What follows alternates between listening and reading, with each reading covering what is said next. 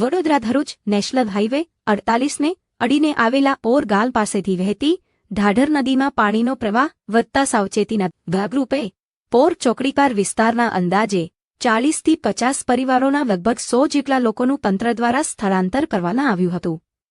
સ્થળાંતર કરાયેલા પરિવારોને પોર સ્થિત વેરાઈ માતા મંદિર પાસે આવેલી ધર્મશાળામાં સુરક્ષિત રાખવામાં આવ્યા હતા.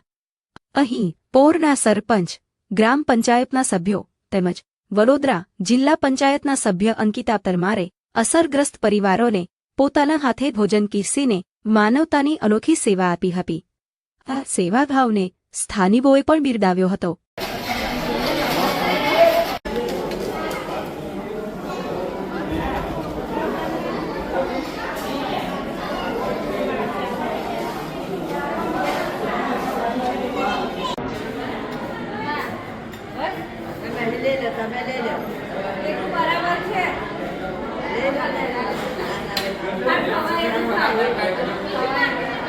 ગદ્દારી કરી છે.